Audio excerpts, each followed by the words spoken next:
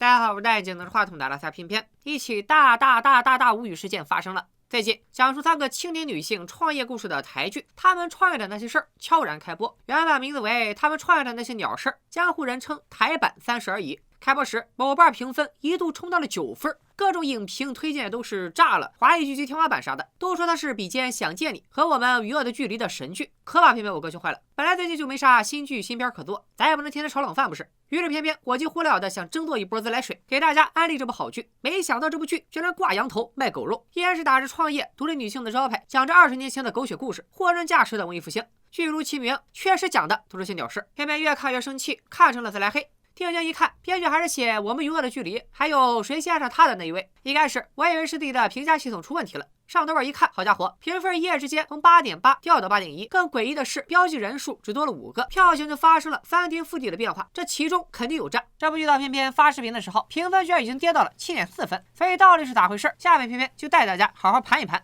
首先声明一点，偏偏是因为这部剧的高评分以及主打创业这个点才入的坑。同为创业者，我更关心的肯定是事业线这一部分，对爱情线兴趣不大，所以这个视频会非常主观。如果喜欢这部剧的人感受到了冒犯，我在这里提前给大家道个歉。毕竟看剧这种事吧，就是很主观，咱们求同存异就好。如果你非常喜欢这部剧，并且很难接受对这部剧的任何批评和吐槽，那我还是建议你关掉这个视频。好了，下面开始。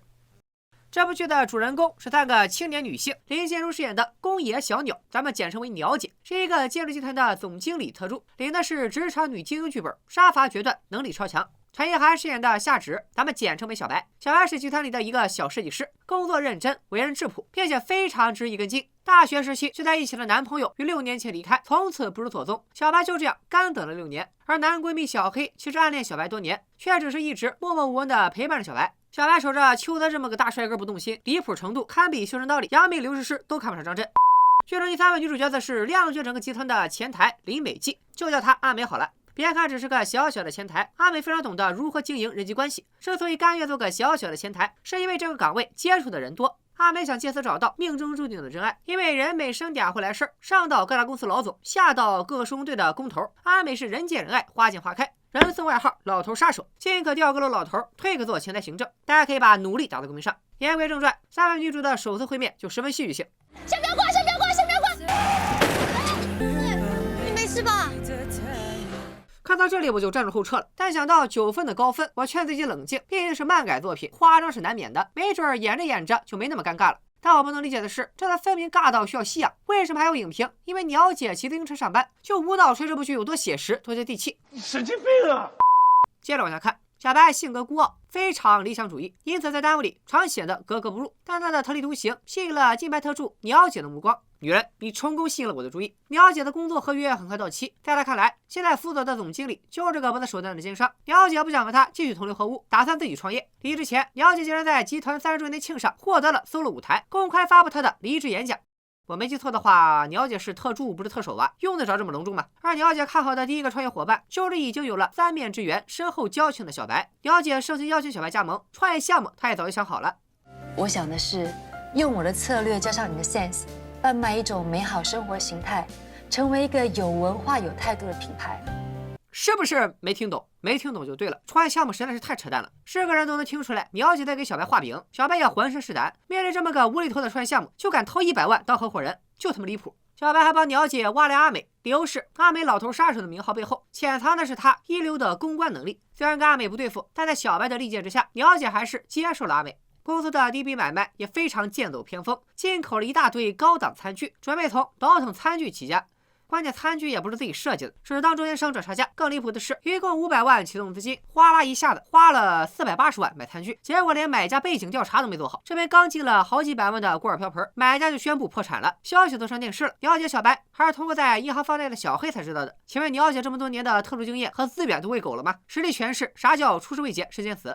好几百万的餐具折在手里，3个人开始想办法卖餐具回笼资金。几个人动用了全部的人际关系推销餐具，但库存浩如烟海，他们的餐具又贵又不接地气。最开始只能零星的卖出几套，可不久之后，阿美没有动用她强大的富老头储备，就一口气卖出了600多套。原来阿美另外一个身份是网红，苦心经营网店10年，餐具一上架就迅速售罄，这也太扯了。我较了个真儿，对比了一家大陆5万店铺，用粉丝数除人口基数，结果发现阿美网店在台湾的影响力堪比王笑笑前女友雪莉的店。且不说阿美有这么大个网店，为什么不自己安心当老板，反而要跑出来打工？而且他一个全职公司前台，哪来的时间又调副老头，又一个人打理一个5冠网店？你下了班都不睡觉的吗？还是那句话，就这么离谱。哪怕剧情改成3个创业伙伴灵机一动，想到了用直播带货的方式推销餐具，凭借着鸟姐的策略和阿美的流量，最终回笼了资金，也比现在直接天撒买一个5冠网店靠谱。Anyway， 资金总算收回了大半，公司终于要开始正常营业了。鸟姐为公司接下了一个度假村改建的项目，求求编剧编点人间的故事吧。倒腾餐具和做建筑工程用的能是同一个营业执照吗？公司不大，经营范围倒是挺广，能屈能伸啊你。这都不重要，既然来项目了，干就完事了。可万万没想到，为了不知所踪的前男友，苦守6年的小白，竟然跟甲方的儿子在一起了。天空是蔚蓝色，窗外有千纸鹤。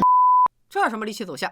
当然了，作为一部创业剧，主角怎么能靠恋情拿下项目呢？果不其然，在比稿会上，小白的方案完胜，顺利拿下项目。但你以为主角靠的是自身强劲的实力吗？Too young too simple， 完全是因为对手太菜啊！甲方摆明了喜欢宁静致远的风格，对手甩出了个凡尔赛皇族风方案，故意给主角当垫脚石既视感。拿下项目皆大欢喜，甲方却又告知鸟姐和小白，度假村原本就有2000万的贷款，他们需要先投资2000万入股度假村，还得再帮忙融资8000万才能接手这个项目。我是真的忍不了了，这不是创业，这是希望工程吧？合作前都没搞清甲方负债累累，还得自己帮忙搞钱，咋就急着不急打呢？之前的锅碗瓢盆不也是吃了没做好背调的亏吗？而且就这么个惊天巨坑，鸟姐和小白竟然义无反顾的准备跳，想打响公司第一炮可以理解，但这个资金规模和项目风险完全不是你们3个人的公司能扛得住的。我拜托几位姐姐认真考虑一下自己的上限在哪里好不好？就这个自知之明，我觉得许家印找他们做项目，他们都敢接。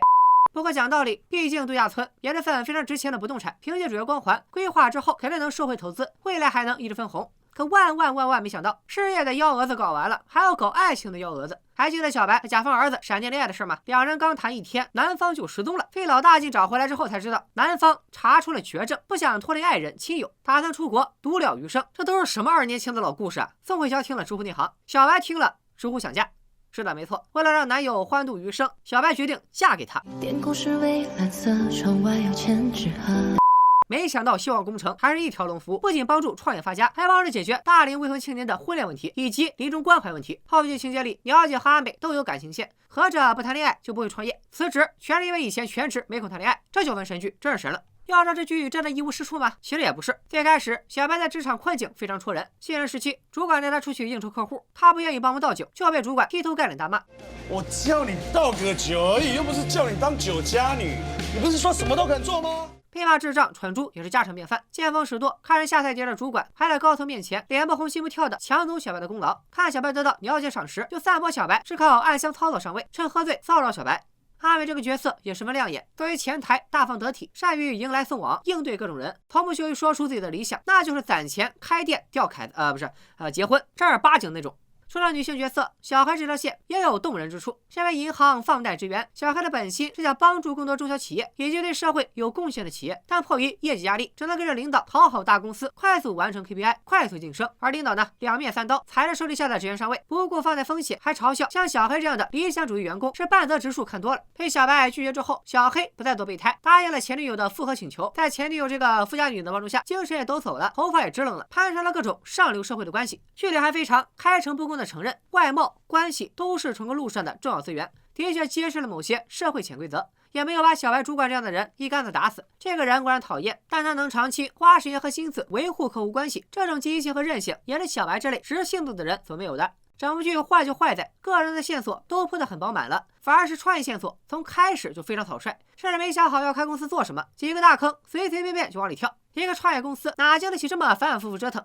一个打着创业旗号的剧，创业线索逻辑混乱，那个人故事再丰满，主创阵容再牛掰，耗资再巨大，都是扯淡。再加塞各种狗血感情线，什么失踪、绝症加舔狗，10年前的韩剧都不这么演了好吗？就这，还有豆瓣网友说是对家眼红这部剧的口碑好，评分高，买黑粉打差评。在我看来，播到第8集竟然还有9分，简直是人间奇迹。7分算是给的面子，更别说比肩《我们与恶的距离》还有《想见你》。